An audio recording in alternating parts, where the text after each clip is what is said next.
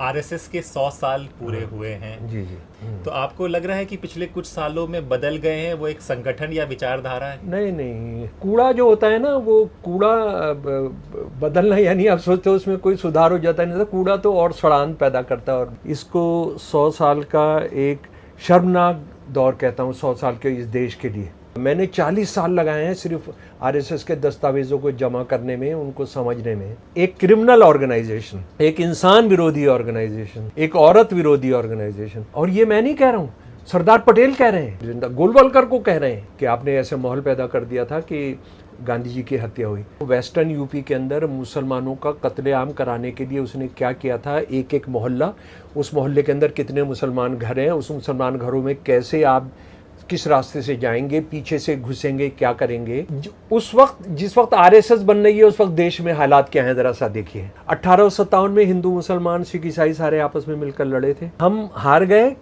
और हारने की वजह थी कुछ गद्दार, मुसलमान हिंदू सिख मिलकर लड़ रहे, तो गद्दार भी हिंदू मुसलमान सिख थे जो मरवा रहे थे। अंग्रेजों के जो दलाल हैं, अंग्रेजों के जो बिलों में घुसे हुए ये बीमारी के कॉकरोच हैं और ये चूहे हैं प्लेग फैलाने वाले, ये निकल कर कैसे सामने आ रहे हैं। आरएसएस जो बनती है ऐसी खाली नहीं बनती है, इनका कोई हिंदू से कोई लेना देना, इनका अंग्रेजों की दलाली करना, जो अंग्रेजों को दोबारा मार पड़ने वाली है, उसको फिर डिवाइड एंड रूल को कामयाब कराने के लिए। ये हिंदू परिवार के अंदर, एक ब्राह्मण परिवार के अंदर जुल्म सहा हुआ बच्चा उसके खिलाफ नहीं लड़कर मुसलमानों के खिलाफ संगठन बनाता है। मैं ये सवाल पूछ रहा हूँ 40 साल से। बीमार घर का बीमार बच्चा है, ये दिमागी तौर पर बीमार है हेडगवार। मैं ये कह रहा हूँ, ये ऐसे लोग हैं जिन्होंने इंसानियत, हिंदू औरत, भारत माँ, मादर वतन, इंडियन कॉन्स्टिट्यूशन के साथ लगातार बलात्कार किए हैं।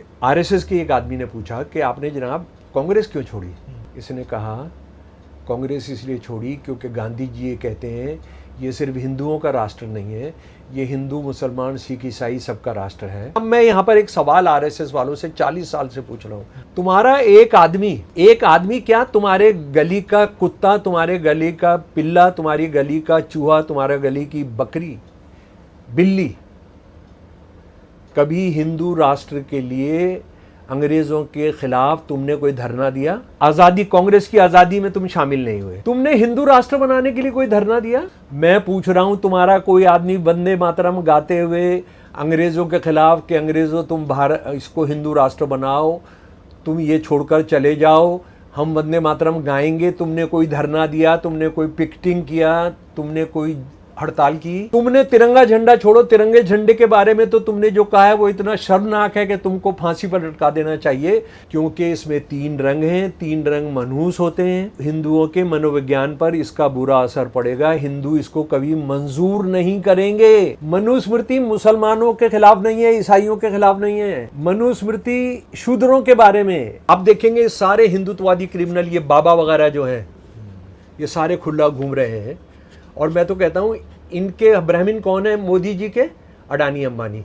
इस्लाम जिसने औरत को 1400 साल पहले बराबरी दे दी, उसने औरत का क्या करके रखा है? ये इस्लाम धर्म के ठेकेदार, ये जाहिल गंवार, बिल्कुल वही लफ्ज हैं। मैंने कोई कैसे लिख सकता है अपने औरत के बारे में, अपनी धर्म की औरत के बारे में? सुन लो मेरे प्यारे दोस्तों, आरएसएस का जो प्रोजेक्ट है हिंदू औरतों के बारे में, ये स्त्रियां ना तो पुरुष के रूप का और ना ही उसकी आयु का विचार करती हैं, उन्हें तो केवल पुरुष के पुरुष होने से ही प्रयोजन है।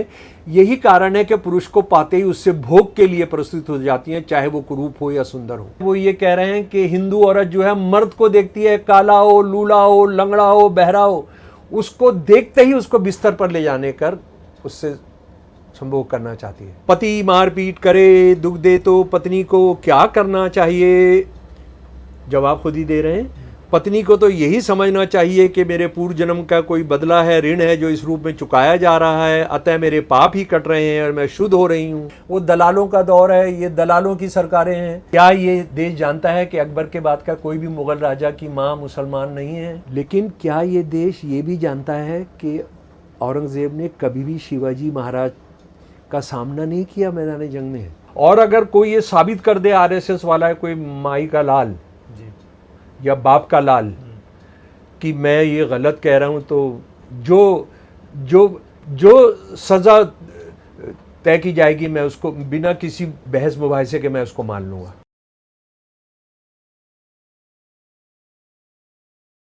दोस्तों, महीने की पहला दिन है, पहली शुरुआत है, अगस्त का महीना है। 15 अगस्त को आज़ादी का जश्न मनाया जाएगा, लेकिन बहस वही फिर पुरानी छिड़ गई है।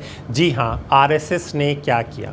संसद में बहस चल रही है। संजय सिंह भी पहुंचे हैं कि तिरंगा के बारे में आरएसएस ने क्या कहा, वो सुनिए। मान्यवर, आज वो लोग वंदे मातरम के खिलाफ सख्त कानून बनाने की बात कर रहे हैं। एक पत्रिका है ऑर्गेनाइजर 1949 में, जिसने लिखा राष्ट्रगान आइटम ऑफ एंटरटेनमेंट है। आपने हमारे राष्ट्रगान का अपमान किया, उसके खिलाफ कार्रवाई होनी चाहिए। उन लोगों के खिलाफ, उन संस्थाओं के खिलाफ जिन्होंने राष्ट्रगान के खिलाफ लिखा, जिन्होंने तिरंगे का अपमान किया। हेडगेवार जी ने अपने संघ के स्वयंसेवकों को 1930 में पत्र लिखा, 1930 में पत्र लिखा। सर, आप संजय जी, मुझे अपनी बात कहने दीजिए।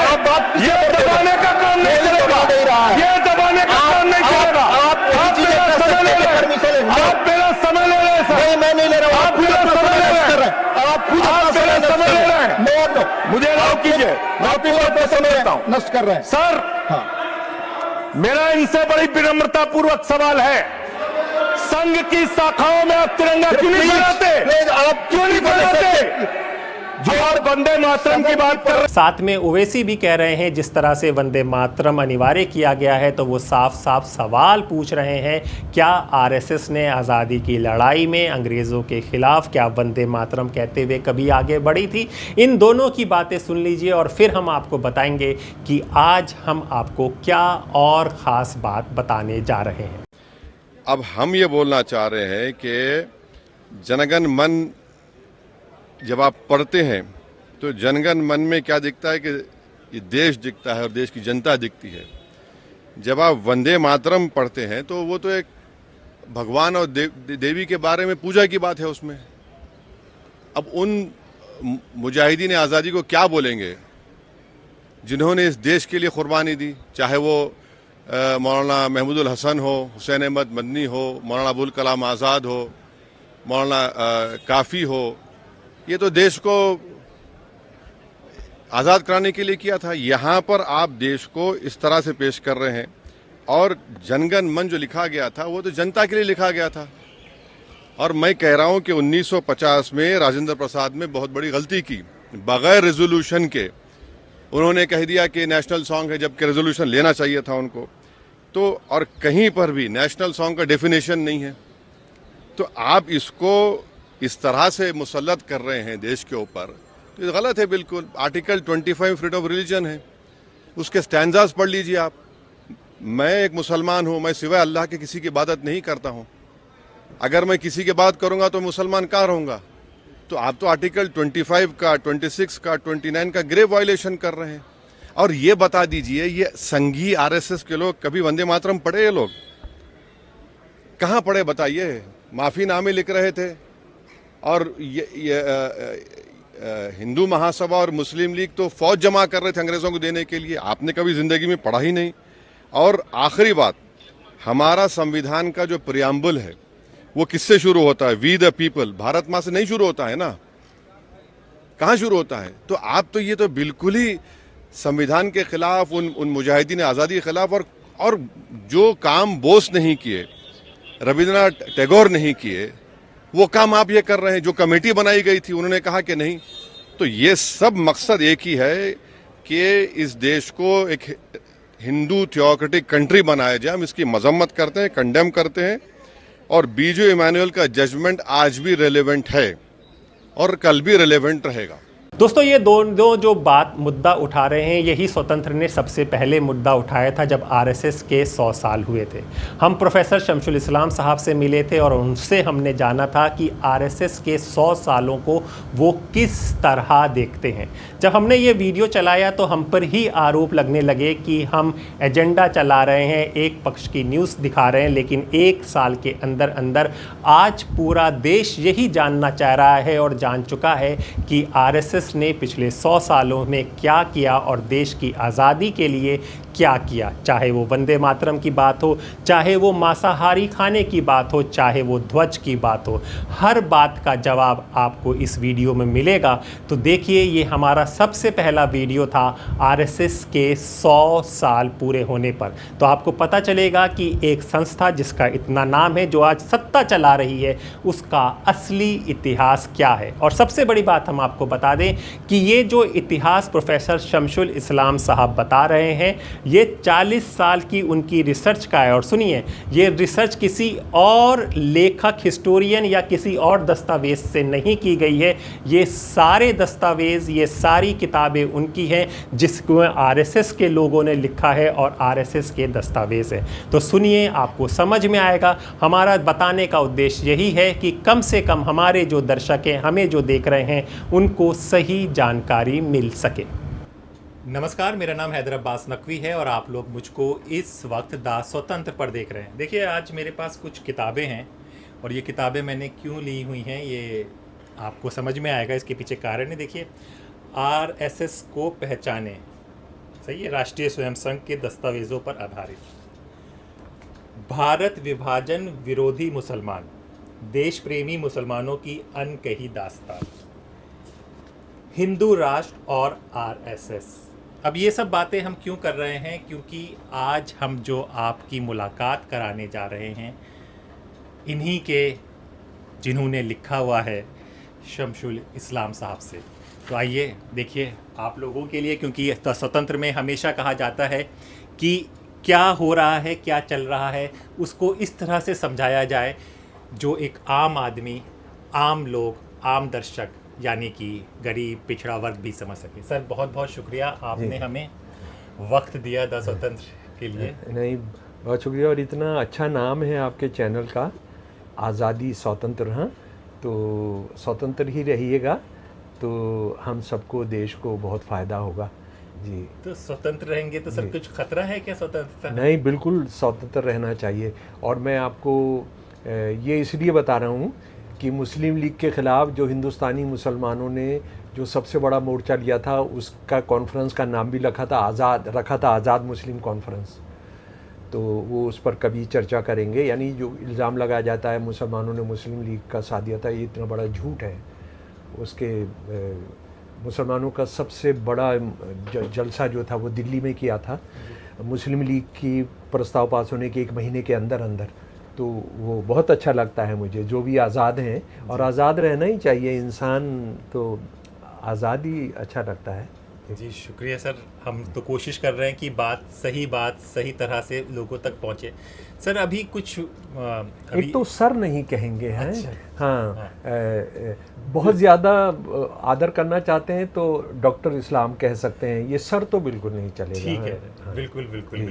हाँ। तो डॉक्टर इस्लाम साहब, अभी कुछ वक्त पहले ही आरएसएस के 100 साल पूरे हुए हैं। जी।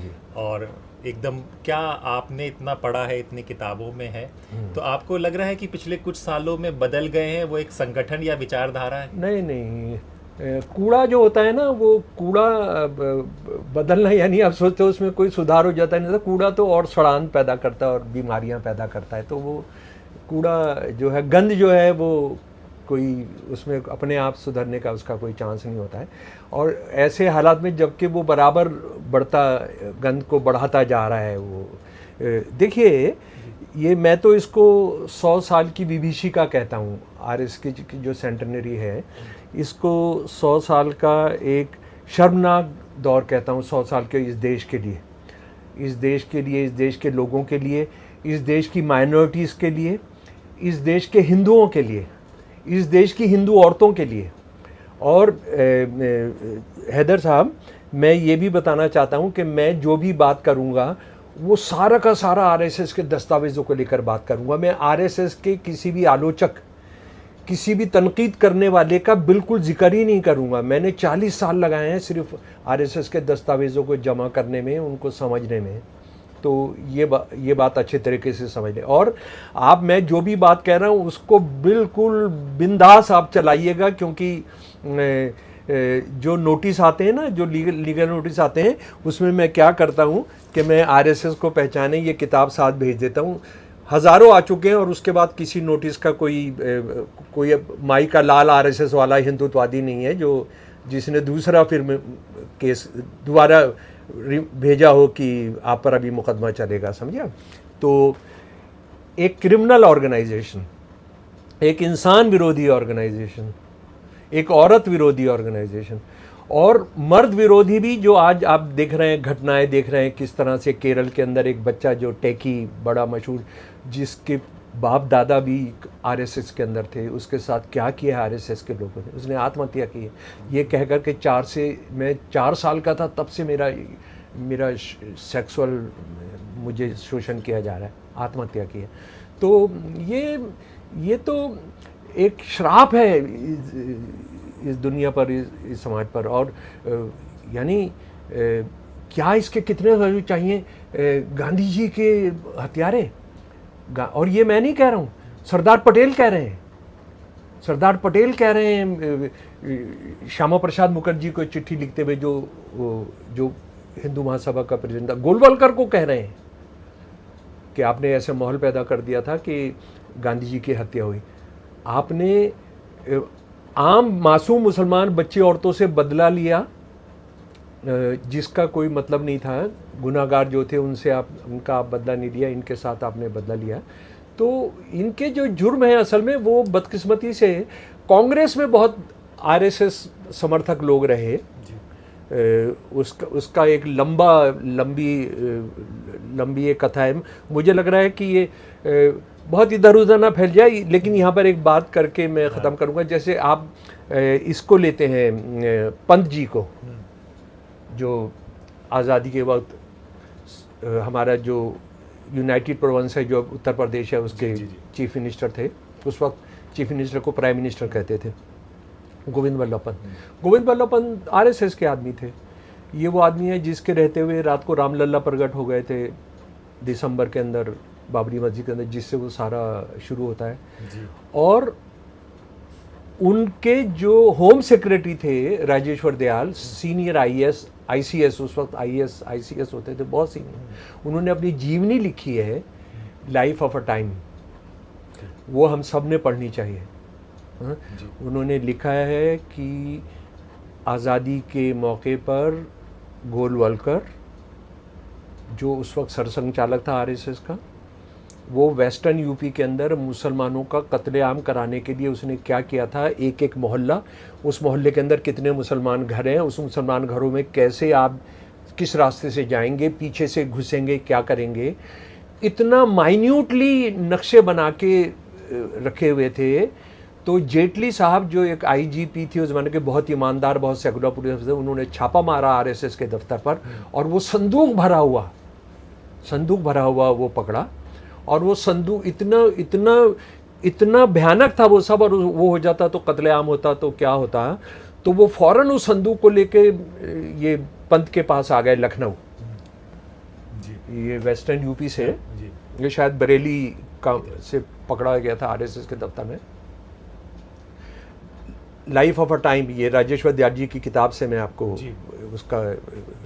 उसका तर्जुमा, उसका अनुवादित बता रहा हूँ। तो उन्होंने कहा कि मैं लेकर आया और रात को उठाया उनको, पंत जी को उठिए।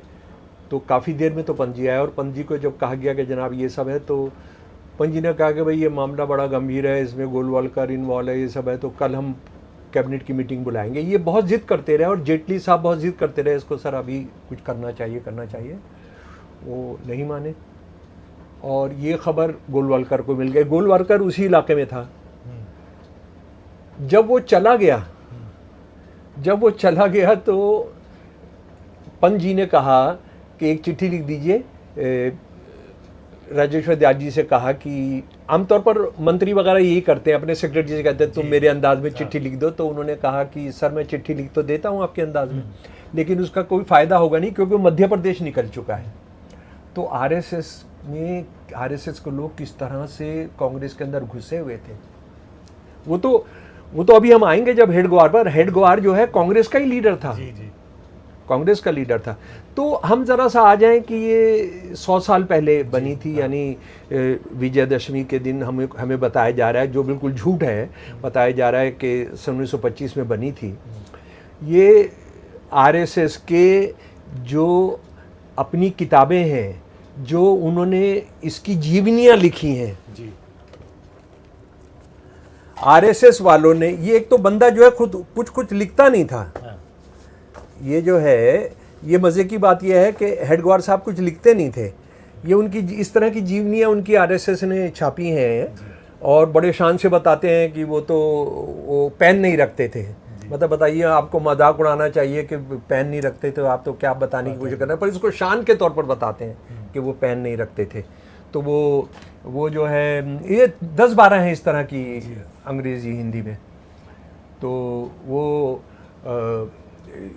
ये जो है 1925 के अंदर 3 साल में तो इसका ड्रेस तय हुआ, इसका नाम 2 साल के बाद तय हुआ। मैं उसकी बायोग्राफी से बता रहा हूँ, पढ़कर आपको बता रहा हूँ। और अगर कोई ये साबित कर दे आरएसएस वाला है, कोई माई का लाल या बाप का लाल, कि मैं ये गलत कह रहा हूँ, तो जो सज़ा तय की जाएगी मैं उसको बिना किसी बहस मुबाहिसे के मैं उसको मान लूँगा। अच्छा, पहले वो ले आया हेडगेवार साहब जो हैं, वो खाकी टोपी ले आए, क्या ले आए, वो उसमें बताया कि 3000 रुपये खर्च हो गए, सब इसी में लिखा है। वो बाद में तो असल में आरएसएस ने जो बाकायदा काम करने चुके, 2 साल के बाद तो इसका बाकायदा नाम तय हुआ। उसके बाद फिर ये जो जब तय होता है, जब हेडगेवार की मुलाकात होती है सावरकर से, सावरकर माफ़ीनामे 7 माफ़ीनामे लिखकर बाहर आ गए। और वो बहुत लोग ये सोचते हैं कि 7 माफ़ीनामे जो लिखे उससे उनको कोई फ़ायदा नहीं हुआ था। नहीं, फ़ायदा हुआ था। 50 साल की सज़ा हुई थी उनको, उसमें से सिर्फ 10.5 साल वो काला पानी में रहे। 39 साल उनको माफ़ी मिली और उनको सबसे भारत के खिलाफ, भारत की जनता के खिलाफ, मुसलमानों के खिलाफ, बुद्धिज़्म के खिलाफ सबसे एक बहुत ही ख़तरनाक और बहुत ही जलील कहूँगा मैं किताब हिंदुत्व लिखने का परमिशन दी। तब के उनको अंडरटेकिंग थी कि आपके कोई पॉलिटिक्स नहीं करेंगे। जब वो उनसे मुलाकात होती है और हेडगेवार उनको लेके सदरन महाराष्ट्र में घूमते हैं, और उसके बाद बड़ा एक पड़ाव आता है, वो तब आता है जब बीएस मुंजे जो अपने आप में ये कह रहे हैं कि मुसलमानों का खात्मा करना है और हिंदुओं का पॉलिटिसाइजेशन और हिंदुओं का मिलिटराइजेशन, उनको हमने हथियारबंद करना होगा।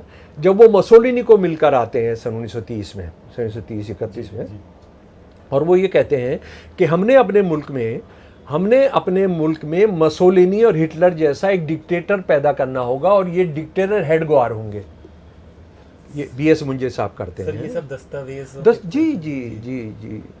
और ये मैं मतलब बड़े दुख के साथ कहता हूँ कि अगर ये सारे दस्तावेज जो अपने आप को बड़े बड़े हिस्टोरियन कहते हैं और बड़े जिनकी एकेडमीज़ पर कब्जा रहा, हिस्ट्री की एकेडमीज़ पर और डिपार्टमेंट्स पर, हिस्ट्री डिपार्टमेंट्स पर, उन्होंने अगर इस पर ज़रा सा भी काम किया होता गांधी जी की हत्या के बाद, तो आज ये जो राक्षस है ना, ये मौजूद नहीं होते। आज ये सर छुपाने को इनको जगह नहीं मिलती। लेकिन हमने इनका सब, और अभी कितनी शर्मनाक चीज़ें मैं आपको बताऊंगा। तो ये काम करना शुरू करता है जब 3-4-5 साल के अंदर बाकायदा।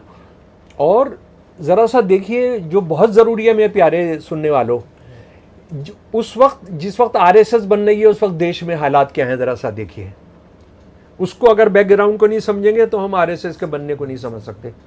1857 में हिंदू, मुसलमान, सिख, ईसाई सारे आपस में मिलकर लड़े थे, भयानक कुर्बानियाँ दी थी। और उसमें ये एक सच है कि मुसलमान जो लगभग 21-22% आबादी होती थी, उन्होंने 40% कुर्बानियाँ दी थी। ये जो सारी किताबें हैं, ये 1857 की सारी किताबें हैं, ये सारे शहीदों के, एक एक शहीद का मैंने जो भी सरकारी के पास था वो जमा किया है।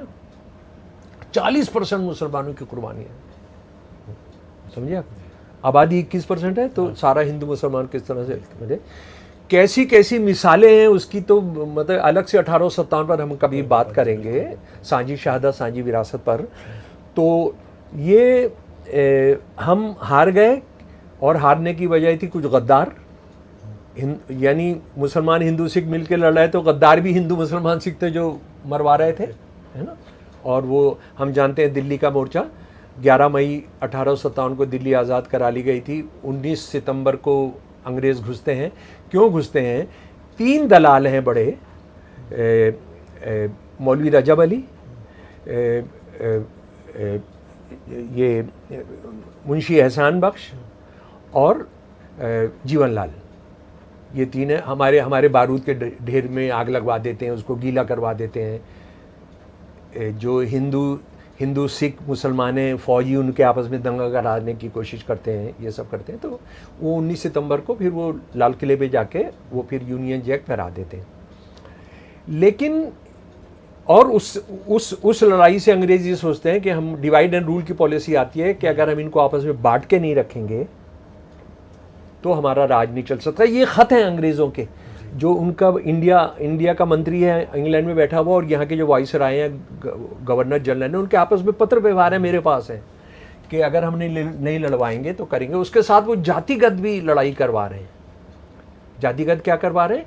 और धर्म के देखिए क्या कर रहे हैं कि हिंदू मुसलमान संगठन पैदा करा रहे हैं, और उसके साथ ही साथ भारतीय आर्मी का क्या कर रहे हैं। भारतीय आर्मी अभी तक क्या है, ईस्ट इंडिया कंपनी की, उसके नंबर होते हैं रेजिमेंट, 1007 कैवेलरी, 1007 तोपखाना, 2007 घोड़ा सवार। अब वो क्या कर रहे हैं? Jat regiment, Sikh regiment, Baloch regiment, Mahar regiment, ये सब नाम रख रहे हैं, यानी धर्म और जाति के उस पर बांट रहे हैं। सेना सारी एक हो गई थी, तो ये चल रहा है। वो 1857 में हमारी हार के बाद, हालांकि वो लड़ाई 1860 तक चलती है रोहिलखंड में, तो उसके बाद देश दोबारा लड़ाई पर आमादा हो रहा है। उनका सारा डिवाइड एंड रूल करने के बाद भी आमादा हो रहा है। हम जानते हैं कि 1919 में जलियांवाला बाग होता है जी। जलियांवाला बाग के अंदर अंग्रेज़ कहते हैं कि 400 लोग मारे गए, 10,000 से लोग ज़्यादा मारे जाते हैं। लेकिन चलिए बहुत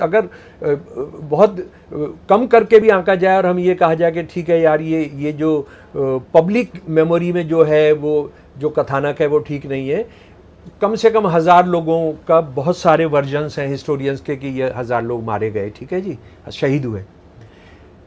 200 हिंदू हैं, 100 मुसलमान हैं, 100 सिख हैं, यानी 1857 दोबारा पैदा हो रहा है। नहीं हो रहा है? अच्छा, उसके बाद आप ये देखिए, उसके बाद क्या हो रहा है।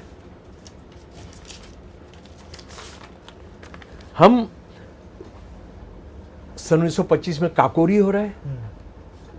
काकोरी के हिंदू मुसलमान सिख मिलकर खजाना लूट रहे हैं, और खजाना किस लिए लूट रहे हैं? हथियार खरीदने के लिए नहीं, छापा खाना बनाएंगे, समाजवादी लिटरेचर छापेंगे और उसको वितरित करेंगे। समझ गए? तो ये कर रहे हैं, और वो जाके फिर सन 1927 में शहीद किए जाते हैं।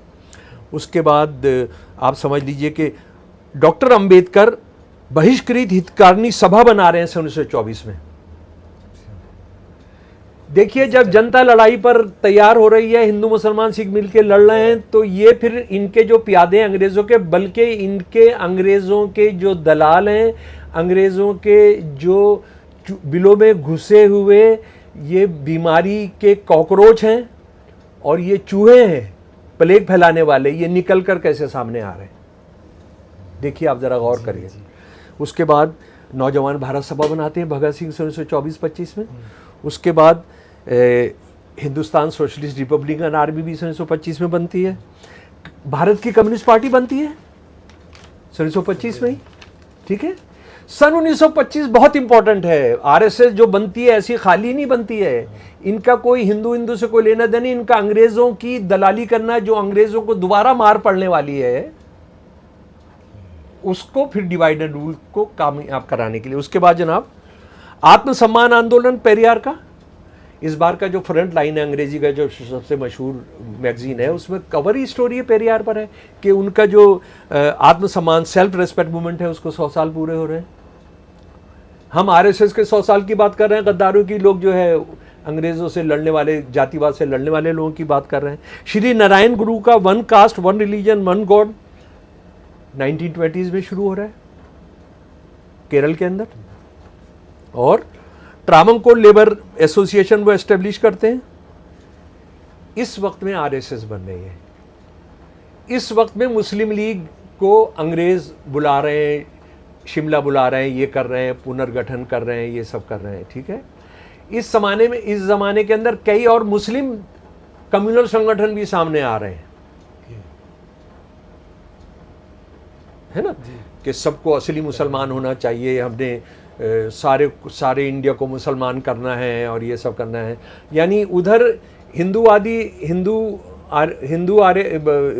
महासभा, आर्य समाज और ये आरएसएस वगैरह मिलके कि हमने हिंदुओं को संगठित करना है, उधर ये है कि हमने मुसलमानों को संगठित करना है। ये सब भी एक साथ हो रहा है, लेकिन क्योंकि हम आरएसएस पर बात कर रहे हैं तो हमने उस पर कंसंट्रेट करना चाहिए। अच्छा, अब ये हेडग्वार क्या है?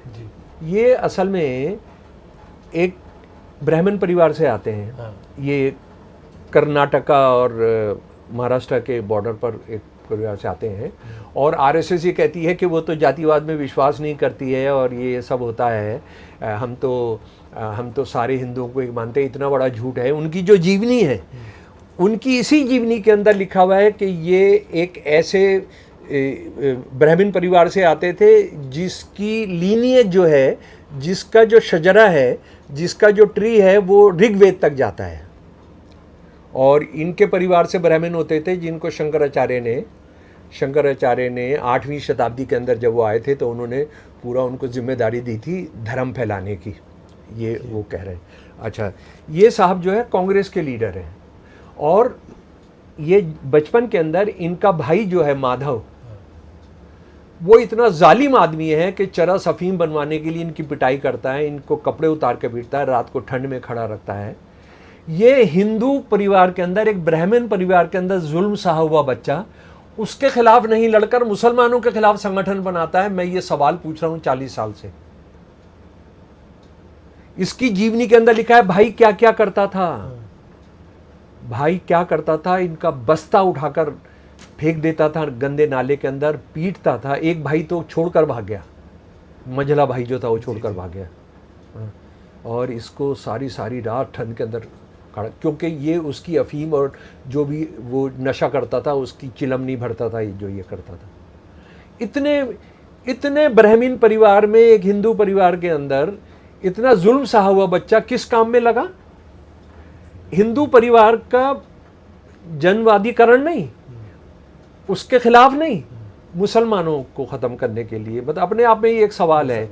ये एक क्या कहते हैं, बीमार घर का बीमार बच्चा है, ये दिमागी तौर पर बीमार है हेडगवार, जो इसने सहा है। अच्छा, कांग्रेस के लीडर हैं जो भी बड़े हो गए, और आप जानते हैं कि सन 1920 के अंदर ये पहली बार जब जेल जाते हैं तो किस लिए जाते हैं? आप ताज्जुब करेंगे, ये देश नहीं जानता है, और सो कॉल्ड हिस्टोरियंस जो अपने आप को बड़ा लिबरल और क्या क्या बोलते हैं, उन्होंने भी देश को नहीं बताया कि ये खिलाफत मूवमेंट के लिए एक भड़काऊ भाषण करने के लिए गया जेल में। कांग्रेसी लीडर था, जनरल सेक्रेटरी था सेंट्रल प्रोविंस जो अब जो है महाराष्ट्र और इसमें है, मध्य प्रदेश में है। तो जब वो वहाँ गया तो भड़काऊ भाषण के लिए 1 साल का जेल हुई। आज आरएसएस वालों से ये बोलते हैं तो बोलते नहीं, ऐसा नहीं हो सकता, ये तो ये हो रहा है, वो हो रहा है। ये मैं जीवनी से पढ़कर आपको बता रहा हूँ। खिलाफत मूवमेंट के लिए क्या करने के लिए? भड़काऊ भाषण करने के लिए।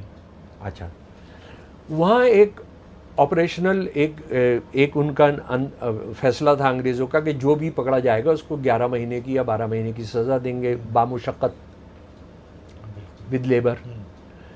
गांधी जी का आदेश था, कांग्रेस का आदेश था कि आप जो है, आप कोई भी वकील खड़ा नहीं करेगा। ये बंदा डर गया, और इसने डर कर क्या किया कि वकील भी खड़ा कर दिया, और उसके लिए ये सफाई दी। मैं चाहता था कि खिलाफत मूवमेंट का बहुत प्रचार हो, बताइए आप, हैं?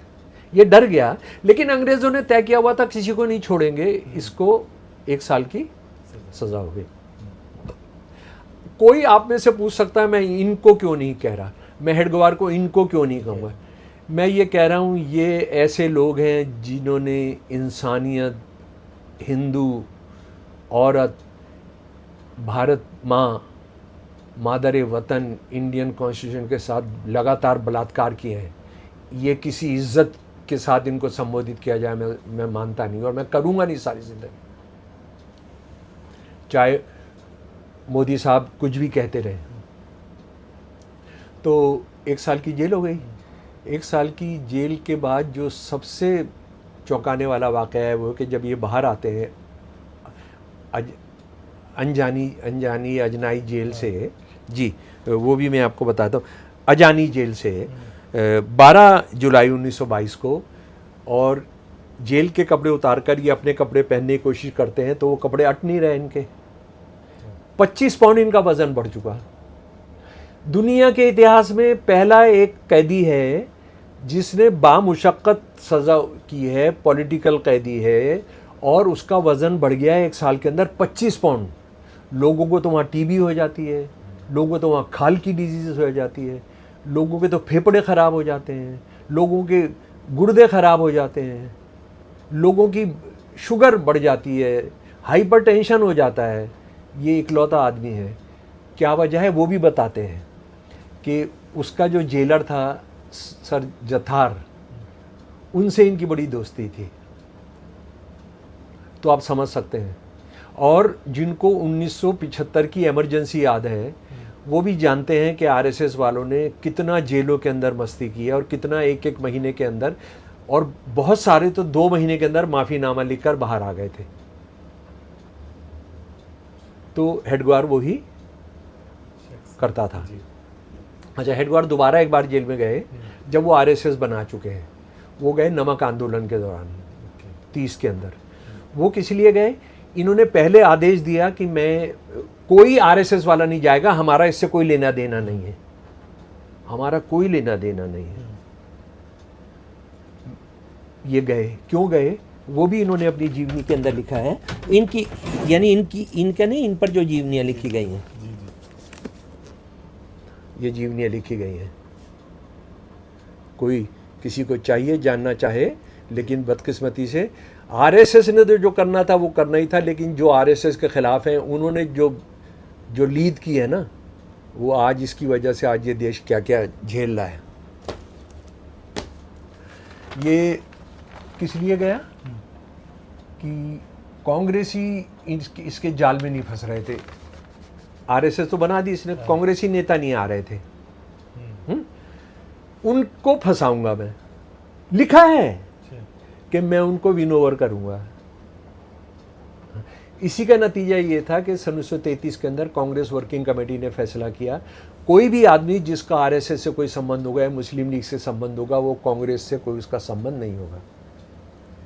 अच्छा, अब दूसरी बात ये देखिए, इससे ये पूछा गया, आरएसएस के एक आदमी ने पूछा कि आपने जनाब कांग्रेस क्यों छोड़ी? इसने कहा कांग्रेस इसलिए छोड़ी क्योंकि गांधी जी ये कहते हैं ये सिर्फ हिंदुओं का राष्ट्र नहीं है, ये हिंदू मुसलमान सिख ईसाई सबका राष्ट्र है। अब देखिए, यानी इसमें 2-3 बातें हैं बहुत इंपॉर्टेंट। एक बात तो ये है कि गांधी जी ये कह रहे हैं कि देश की जो आज़ादी की लड़ाई है वो हिंदू मुसलमान सिख मिल के लड़ेंगे, हम तो इसमें जाएंगे नहीं।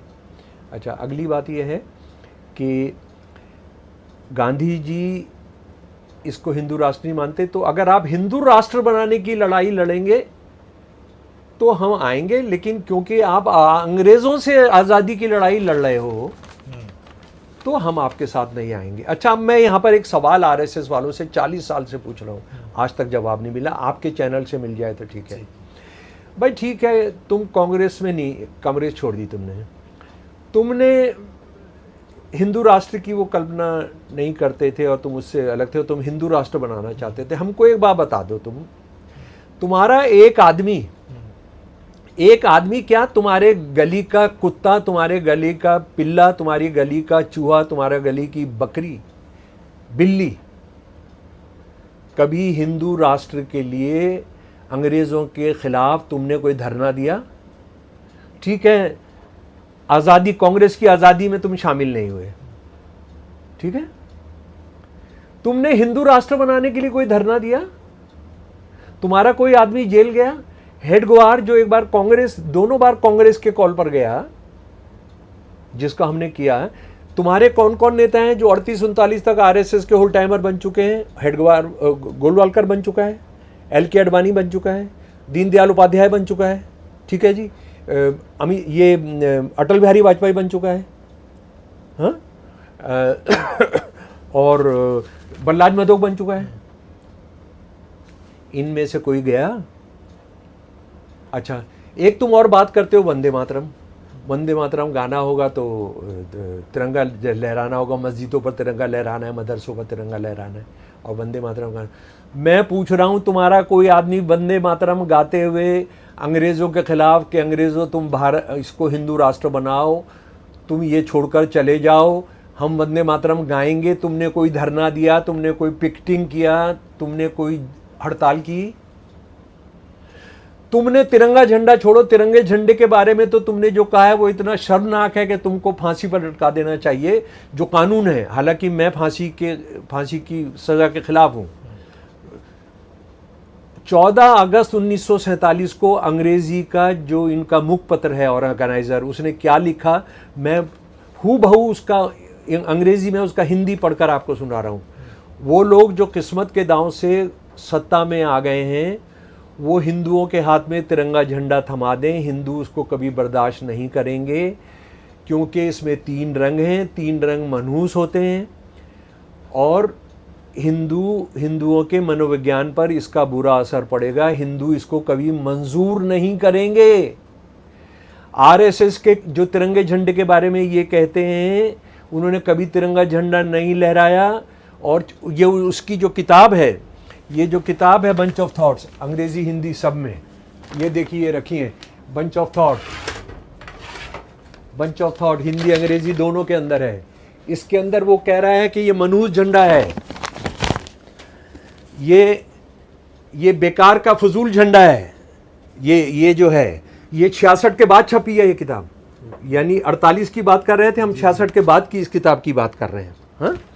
और गोलवालकर ये कह रहा है कि ये तो तिरंगा झंडा जो है, ये तो 3 रंग हैं जो किसी टेलर ने जोड़ दिए हैं, यानी एक सफ़ेद झंडा शांति का, एक लाल झंडा कि हम जुल्म के आगे झुकेंगे नहीं, एक हरा झंडा खुशहाली का, एक अशोक का चक्र कि इंसानियत के हिसाब से, न्याय के हिसाब से चलेगा।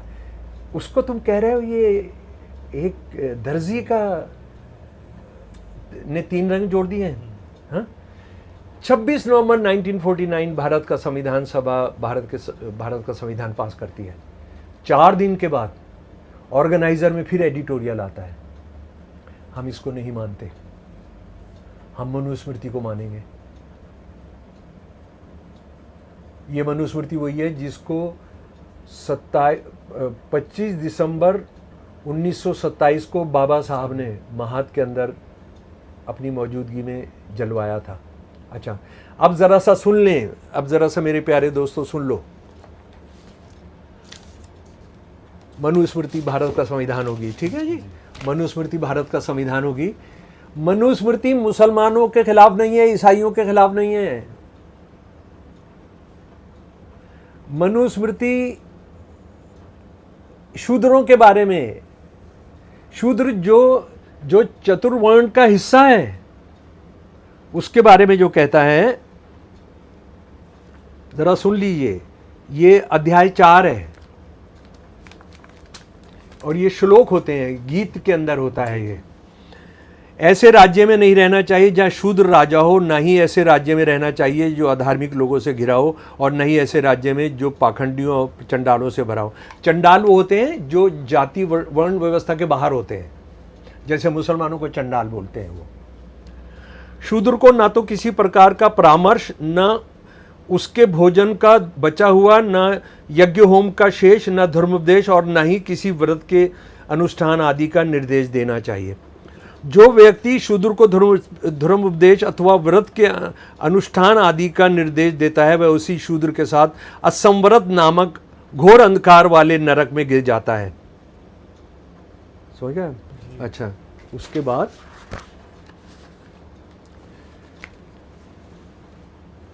चैप्टर 1 31 श्लोक।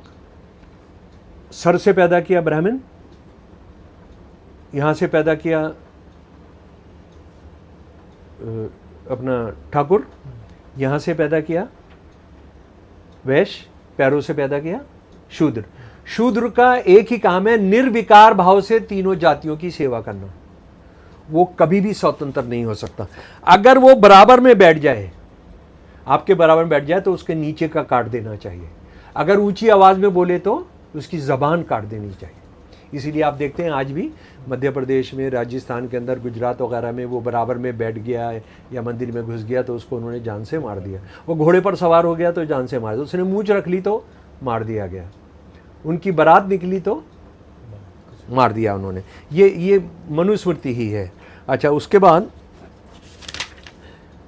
ब्राह्मण के लिए 380 अध्याय 8 सुन लीजिए जरा गौर से। राजा को कभी भी एक ब्राह्मण को मृत्यु दंड नहीं देना चाहिए, चाहे वह सभी संभव अपराध ही क्यों न कर दे। उसे राज्य से निष्कासित कर देना चाहिए, लेकिन उसकी सारी संपत्ति छोड़ देनी चाहिए और उसके शरीर को कोई चोट नहीं पहुंचाना चाहिए। आप देखेंगे सारे हिंदुत्ववादी क्रिमिनल, ये बाबा वगैरह जो हैं, ये सारे खुला घूम रहे हैं। और मैं तो कहता हूं इनके ब्राह्मण कौन है? मोदी जी के अडानी अंबानी। ये कोई भी जुर्म करें इनके लिए। अच्छा, अब आ जाइए जरा सा और आगे। हिंदू औरत, हम तो मुसलमानों को बहुत कोसते रहते हैं ना, और सही भी है कि मुसलमानों ने, इस्लाम जिसने औरत को 1400 साल पहले बराबरी दे दी, उसने औरत का क्या करके रखा है? 4 शादी, तलाक और क्या क्या करके हैं। यानी जिस इस्लाम ने अगर औरत मर्द में तफर्रिका करता और अंतर करता तो उनका हज अलग करता कि मर्दों का हज अलग होगा, औरतों का हज अलग होगा। हज के अंदर औरत जो है मुंह नहीं ढक सकती है। अगर मुंह ढकेगी तो हज मकरू हो जाएगा, वो रिडंडेंट हो जाएगा है? उसके बाद कैसे इस्लाम ने किसी औरत को कम माना है? क्या उसको ये कहा है तू 5 वक्त की नमाज नहीं पढ़ेगी, तू तो हफ्ते में 1 बार नमाज पढ़ियो, क्योंकि तूने सारा घर का काम करना है, बच्चे पालने हैं, ये करना है, वो करना है, सबकी सेवा करनी है। कोई नमाज कम की गई उसके लिए? कोई रोज़ा कम किया गया उसके लिए? ज़कात उसके लिए कम की गई? ये इस्लाम धर्म के ठेकेदार, ये जाहिल गंवार, ये कि औरत तो बिल्कुल वही लफ्ज़ हैं, जहन्नुम का दरवाज़ा है, और ये कह रहे हैं नरक का द्वार है। ज़रा सुन लीजिए, ये चैप्टर 9 ज़रूर पढ़ाएं भाई। हिंदी के अंदर भी उपलब्ध है, सारी भाषाओं के अंदर उपलब्ध है। पुरुषों को अपनी स्त्रियों को सदैव रात दिन अपने वश में रखना चाहिए। श्लोक 9 चैप्टर 3 का। बचपन में पिता, जवानी में लड़के, वो पति, और बुढ़ापे में लड़के उसको अपने नियंत्रण में रखते हैं। ठीक, सभी जातियों के लोगों को, यार इसमें ब्राह्मण लड़कियां भी शामिल हैं, उनको भी उनको कंट्रोल में रखना चाहिए। और उसके बाद सबसे खतरनाक मैंने, कोई कैसे लिख सकता है अपनी औरत के बारे में, अपनी धर्म की औरत के बारे में? श्लोक 9 चैप्टर 9, श्लोक 14 चैप्टर 9 सुन लो मेरे प्यारे दोस्तों। आरएसएस का जो प्रोजेक्ट है हिंदू औरतों के बारे में, ये स्त्रियां ना तो पुरुष के रूप को, और ये स्त्रियां जो है मुसलमान स्त्रियां नहीं है, ये स्त्रियां सिख स्त्रियां नहीं है, ये स्त्रियां मुसलमान ईसाई स्त्रियां नहीं है, ये हिंदू स्त्रियों के बारे में कह रहा है। ये स्त्रियां ना तो पुरुष के रूप का और ना ही उसकी आयु का विचार करती हैं, उन्हें तो केवल पुरुष के पुरुष होने से ही प्रयोजन है। यही कारण है कि पुरुष को पाते ही उससे भोग के लिए प्रस्तुत हो जाती हैं, चाहे वो कुरूप हो या सुंदर हो। यानी आप बताइए, ये कितना क्रिमिनल संगठन है, ये कितना अमानवीय संगठन है, ये कितना हिंदू विरोधी संगठन है। जो बात मुसलमान औरत विरोधी मुसलमान क्लर्जी भी नहीं कहता है, वो ये कह रहे हैं कि हिंदू औरत जो है मर्द को देखती है, काला हो, लूला हो, लंगड़ा हो, बहरा हो, उसको देखते ही उसको बिस्तर पर ले जाने कर उससे संभोग करना चाहती है। ठीक है, आप सोच रहे हैं ये कोई 1948-47 की बात है, ये कोई उस जमाने की बात है? आप गलत सोच रहे हैं। गीता प्रेस इस वक्त हिंदू धर्म की किताबें छापने वाला सबसे बड़ा संस्था है। जी, गांधी शांति पुरस्कार मिला है उसको। ये एकमात्र संगठन है धार्मिक किताबें बेचने वाला जिसको 80 रेलवे स्टेशन पर फ्री के अंदर बुक स्टॉल उपलब्ध है। हाँ? इसका जो औरत विरोधी साहित्य है, जो भारत के संविधान का, क्रिमिनल प्रोसीजर कोड का, इंटरनेशनल ह्यूमन राइट्स कोड का, औरतों का जो चार्टर है, औरतों का जो चार्टर है, ह्यूमन राइट्स चार्टर है, ह्यूमन राइट्स का जो चार्टर है उसके खिलाफ है। आप इसको सुनेंगे तो आप पागल हो जाएंगे। ये कितनी किताब छप चुकी है अभी तक इस किताब के हिसाब से?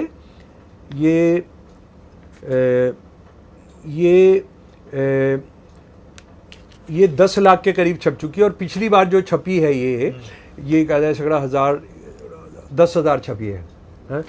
80 रेलवे स्टेशन बिकती है, रेलवे वो रोडवेज के उस पर बिकती है।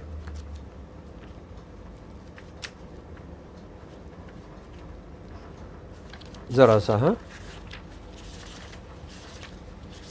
जी, ये स्वामी रामसुखदास है। ये स्वामी रामसुखदास वो हैं जो बाबरी मस्जिद में रामलल्ला प्रकट हुए थे, ये भी उसमें शामिल थे। भाई इन्होंने औरत के लिए और बच्चों के लिए, मर्दों के लिए हिंदू धर्म को इजी कर दिया है क्वेश्चन आंसर फॉर्म में।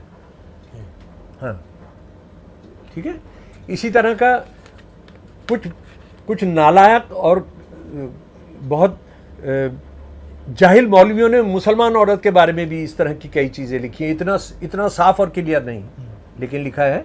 वो तो ख़ास तौर पर एक किताब वो आप यहाँ पर देख सकते हैं, बहश्ती ज़ेवर यहाँ रखा है। ये मतलब बहश्ती ज़ेवर की तरह का ही ये है। तो सुनिए ज़रा, स्वामी रामसुखदास जी सवाल करते हैं और ख़ुद ही जवाब देते हैं। पति मारपीट करे, दुख दे तो पत्नी को क्या करना चाहिए?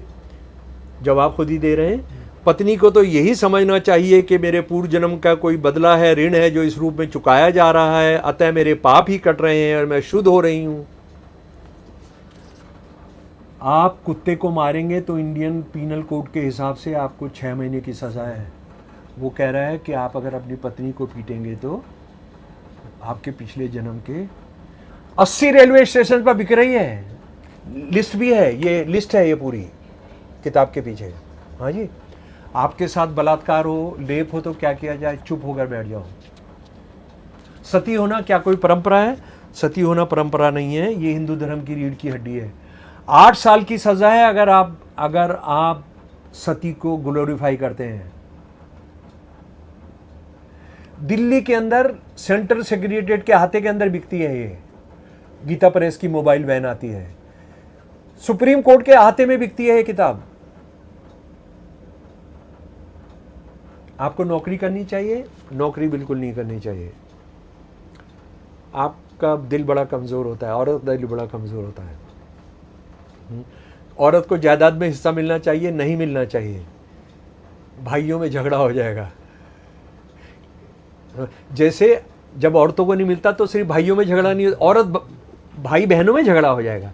जैसे जब सिर्फ भाइयों को मिलता है तब झगड़ा नहीं होता है उनमें। जब औरत को देंगे, और बाबा साहब वही कोड ले आना चाह रहे थे जिसके लिए आरएसएस और हिंदू महासभा के लोगों ने इस्तीफा दिलवाया था और नेहरू ने सबमिट किया था इनकी दादागिरी के सामने। हाँ, अच्छा, गीता जो है रीढ़ की हड्डी है, हिंदू धर्म की रीढ़ की हड्डी है। ये किताबें बिक रही हैं 10-10 रुपए के अंदर। ये किताबें एक नहीं है, 30 किताबें हैं इस तरह की। नारी शिक्षा, वो नारी विशेषांक उनकी एक पत्रिका है। पूरी की पूरी 400-500 पेज की किताब है सती के फेवर के अंदर। और ये सिर्फ जनाब हिंदी में नहीं है, अंग्रेजी में भी है, देश की हर भाषा के अंदर है। तो मेरे प्यारे दोस्तों, एक और बात, आपने एक आदमी कोई 1 महीने के लिए, 1 दिन के लिए गिरफ्तार हुआ स्वतंत्रता संग्राम ने, गोलवलकर ने कहा कि क्योंकि हिंदू राष्ट्र नहीं बनना था इसलिए हम उसमें शामिल नहीं हुए। हमारे अंदर सवाल उठते रहे लेकिन हमने उसमें नहीं कहा। इसने शहीदों के बारे में जो बोला है गोलवलकर ने, वो मुझे लगता है कि वो ज़रूर सुनना चाहिए सर। शहीदों के बारे में जो बोला है वो सुन लीजिए।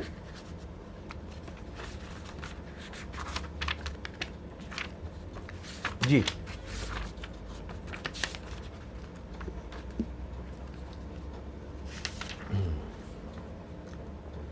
गोलवलकर ये असल में ये कितना छुपाएंगे, क्या करेंगे? बात यह है, ये 7 वॉल्यूम हैं आरएसएस के। ये इन्होंने छापे सन 1960-70 में, उसमें हर लाइब्रेरी से गायब कर दिए, हर जगह से। ये उनका इंसान विरोधी, हिंदू विरोधी, राष्ट्र विरोधी किताबों का संकलन है, गोलवलकर की राइटिंग्स और उसके भाषण। 7 वॉल्यूम है ये। जरा सुनिए इसका जो विचार नवनीत, इसमें से है ये जो पहला है, उसका शहीदों के बारे में क्या कह रहा है। यानी शहीद हमारे कौन है? भगत सिंह, राजगुरु, सुखदेव, अशफाकुल्लाह, ये सब। निसंदेह ऐसे व्यक्ति जो अपने आप को बलिदान कर देते हैं श्रेष्ठ व्यक्ति हैं और उनका जीवन दर्शन प्रमुखतः पौरुषपूर्ण है। वह सर्वसाधारण व्यक्ति से जो कि चुपचाप भाग्य के आगे समर्पण कर देते हैं और भयभीत और अकर्मण्य बने रहते हैं, बहुत ऊंचे हैं। फिर भी हमने ऐसे व्यक्तियों को समाज के सामने आदर्श के रूप में नहीं रखा है। हैदर भाई क्या करोगे, क्या करोगे? हैं इनको दौड़ा दौड़ा के मारते, लेकिन क्या करें, ये राज कर रहे हैं।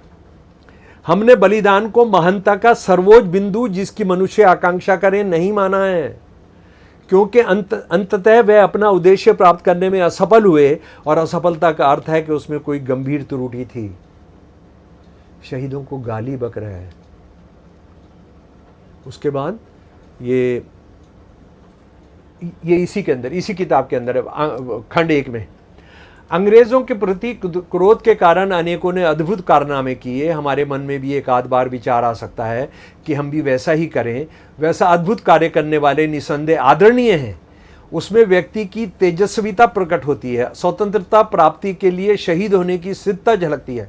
परंतु सोचना चाहिए कि उससे अर्थात बलिदान से संपूर्ण राष्ट्रहित साध्य होता है क्या? बलिदान के कारण पूरे समाज में राष्ट्र हितार्थ संपन्न करने की तेजस्वी वृद्धगत नहीं होती है। अब तक का अनुभव है कि वह हृदय की अंगार सर्वसाधारण को असहनीय होती है। अरे तुम कहां से शहीद पैदा करते?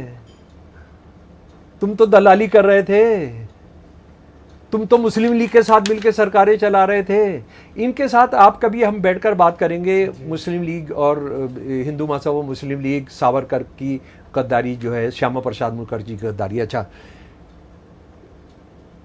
हमारे बहादुर शाह जफर के बारे में क्या लिखा इस जलील आदमी ने? बहादुर शाह जफर के बारे में बहुत सवाल होते हैं, लेकिन जिस तरह से वो लड़े और जिस तरह से तैयार हो गए वो, मतलब वो उनका था कि मैं कब्र में पैर लटकाए बैठा हूँ, तो लेकिन वो तैयार हुए और 11-12 मई 1857 को तैयार हो गए कि मैं हिंदुस्तान का मैं बनूंगा। ये 1 जून 1947 को भाषण कर रहा है ये बंदा गोलवलकर। सन 1857 में हिंदुस्तान, ये हिंदुस्तान को हिंदुस्तान कर देते हैं। अच्छा, यहाँ पर ये बताना ज़रूरी है कि मुग़लों ने या उससे पहले जो भी मुसलमान नाम के राजा थे, उन्होंने कभी भी इस देश को इस्लामी राष्ट्र घोषित नहीं किया। उन्होंने कभी भी इस देश को इस्लामी राष्ट्र घोषित नहीं किया। उन्होंने इसको हिंदुस्तान ही रखा, लेकिन इन्होंने इसको हिंदुस्तान कर दिया। जी, सन 1857 में हिंदुस्तान के तथाकथित नाम नेहात सो कॉल्ड अंतिम बादशाह बहादुर शाह ने भी निमन गर्जना की थी।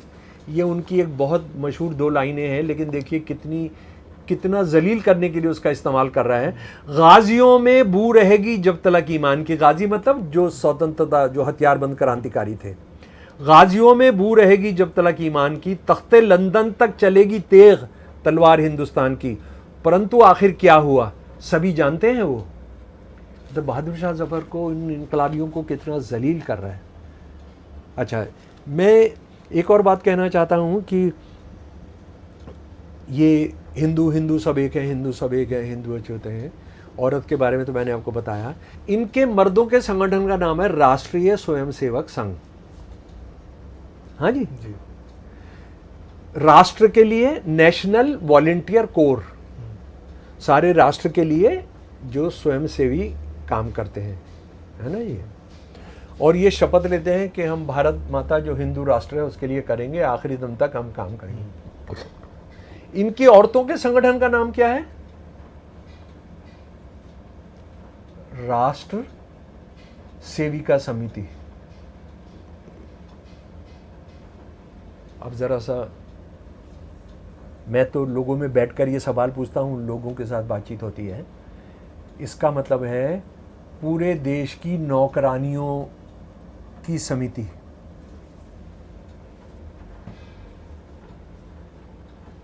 भाई तुम मुसलमानों को नौकरानी बनाना चाहते हो, उनको बाहर करना चाहते हो, उनको गुलाम करना चाहते हो, ईसाइयों को करना चाहते हो, तुम सिखों को, बुद्धों को, जैनियों को तुम धर्म नहीं मानते हो, लेकिन इनको तो, हिंदू औरतों को तो बराबर का मान लो।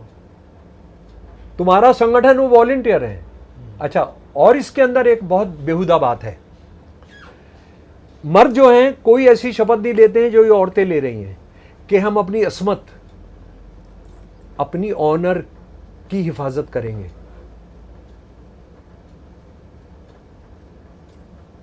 भाई किसी भी औरत की अस्मत या उसकी ऑनर किससे भंग होती है? मर्द इन्वॉल्व होता है तभी होती है ना, नहीं होती है। आप मर्द से अपना जो स्वयं सेवक है उससे शब्द नहीं करवा रहे हो कि तू भी जो अपनी अस्मत को बनाकर रखेगा। आप बताइए, जिनको अपनी औरतों पर विश्वास नहीं है और अपनी औरतों को कितना जलील कर रहे हैं।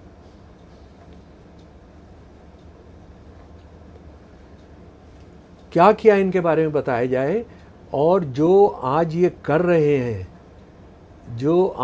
रहे हैं, यानी इसके 100 साल के, इस विभीषक के 100 साल के पूरे होने पर जो सिक्का जारी किया है, उस सिक्का में राष्ट्रीय स्वयंसेवक की स्पेलिंग गड़बड़ है, क्योंकि वो ठेके पर दिया गया होगा, ठेकेदार ने फिर किसी और को ठेके पर दिया होगा।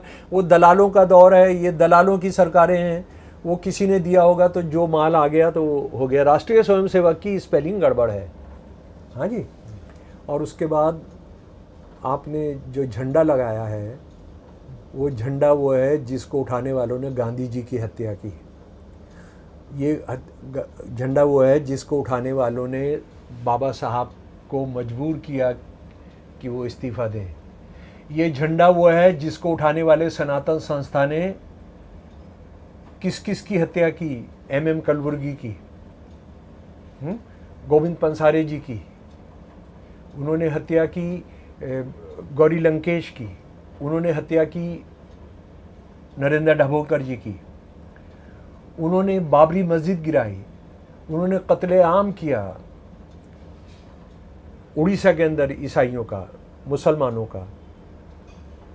84 का भी जो कत्लेआम है सिखों का, उसके कैडर कहाँ से आए थे जो इतनी सफाकी, इतनी तेज़ी के साथ कत्ल कर सकते थे, लोगों को जला सकते थे। मेरा अपना एक तजर्बा ये है, मेरी जो रिसर्च है RSS की और हिंदूवादी संगठनों की, कि जिसमें भी आप जलाकर मारते हैं उसका कोई ना कोई संपर्क हिंदुत्ववादी संगठनों से होता है, जिसमें आप आग का इस्तेमाल करते हैं। मैं अयोध्या के फ़ौरन बाद 2 बड़े अखबारों की तरफ से भेजा गया था, उसके अंदर मैंने देखा कि मुसलमानों को रज़ाइयों के अंदर लपेट कर उनको जला दिया गया था, बिल्कुल वही जो सिखों के साथ 84 के अंदर किया गया था। वही हमने गुजरात के अंदर देखा था। आप जिंदा आदमी को जलाकर मारना, ये जो है कहाँ से आता है। अच्छा, एक और बात जो है उनका ये कहना है, ये अमित शाह सब जगह कहता घूम रहा है मुसलमानों की आबादी बढ़ रही है, 28% बढ़ गई है, ये सब हो गया है। मतलब क्या मैं आपको बताऊंगा किन लोगों के हाथ में सरकारें हैं। 1871-1872 में अंग्रेज़ ईस्ट इंडिया कंपनी जा चुकी है, अंग्रेज़ सरकार के हाथ में शासन आ गया है। वो पहला धर्म के नाम पर कराते हैं सेंसस। 1871-72 आप गूगल में चले जाइए, 1871-72 का सेंसस डाल लीजिए और आंकड़ा निकाल लीजिए। हिंदू और सिख 73.5% है, हिंदू सिख 73.5% है, और मुसलमान 21.5% है। 1000 साल के मुसलमान राज के बाद, जिसमें मुसलमानों ने कत्लेआम किया है, करोड़ों औरतों को रेप किया है, हाँ जी, सब कुछ गिरा दिया है, सनातन धर्म को खत्म कर दिया है। मुसलमान 21.5% हैं और 73.5% और बाकी 5% बौद्ध, जैन, ईसाई हैं। सारा एक एक आंकड़ा है, एक एक ज़िले का आंकड़ा है। वो 150 पेज का है, मेरे पास है वो 150 पेज का जो है पूरा, है ना। लेकिन उस पर काम नहीं किया हमारे लोगों ने, जो आरएसएस से लड़ने की बात करते हैं। 1000 साल के अंदर तो उनकी आबादी 23.5% थी और आज़ादी के वक्त पर उनकी आबादी 13-14% है, 13% है, अब 14.5% है।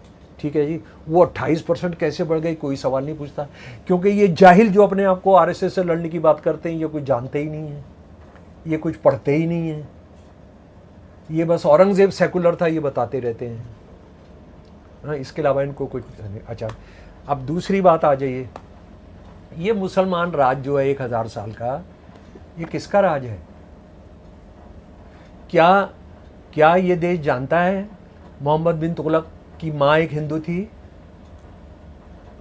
क्या ये देश जानता है कि अकबर के बाद का कोई भी मुगल राजा की माँ मुसलमान नहीं है? क्या ये देश जानता है कि अकबर जो इस्लाम के लिए लड़ रहा था और राणा प्रताप हिंदू धर्म के लिए लड़ रहे थे, अकबर कभी भी मैदान जंग में मिला ही नहीं, सामना ही नहीं किया राणा प्रताप जी का। किसने किया? किया मान सिंह ने, उनके साले ने, जो उनका कमांडर इन चीफ था, उनका मुंह बोला बेटा भी था। हम बात करते हैं औरंगज़ेब की। औरंगज़ेब दिमागी तौर पर बीमार आदमी था, क्योंकि जो अपने बाप को जेल में डाल दे, 3 भाइयों का मर्डर करा दे, है ना, और उनका एक भाई तो कितना बड़ा जनाब था वो। आप उनकी किताबें अगर उनका देखें, मजमुल बहरैन, यानी 2 समंदरों का मिलन, इस्लाम और हिंदुइज़्म का। आपका कितना भी झगड़ा हो, ये सब हो, लेकिन वो फ़ारसी, हिंदी, संस्कृत, पाली किस किस का माहिर था, है ना। ये मजमुअतुल बहरैन, ये बाप को जेल में डलवाया है। सारा पैसा जब मरा तो ख़जाना खाली था, और उसके बाद देखिए मुग़ल सल्तनत का क्या होता है।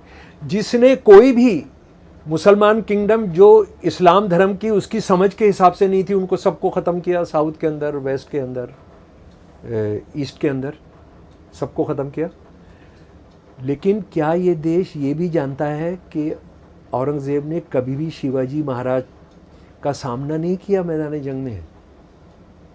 किसने किया? जयसिंह 1 और जयसिंह 2।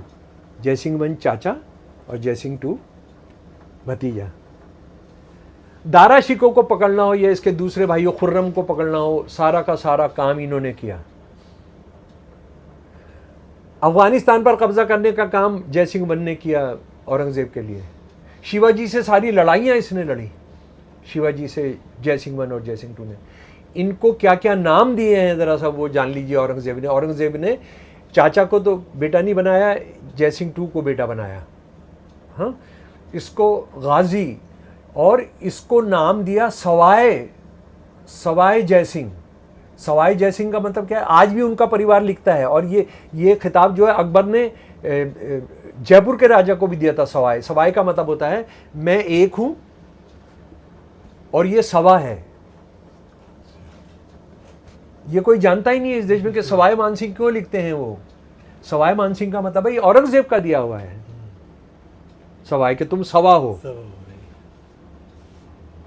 तो ये सारी चीज़ें देश जानता नहीं। और मैं तो, आप यकीन मानिए कि मैं बिल्कुल भड़क जाता हूँ कि ये सारी सच्चाइयाँ क्यों नहीं लाई गई आज तक इस देश के इतिहासकारों के ज़रिए, क्यों नहीं बताया उन्होंने। आरएसएस के सारे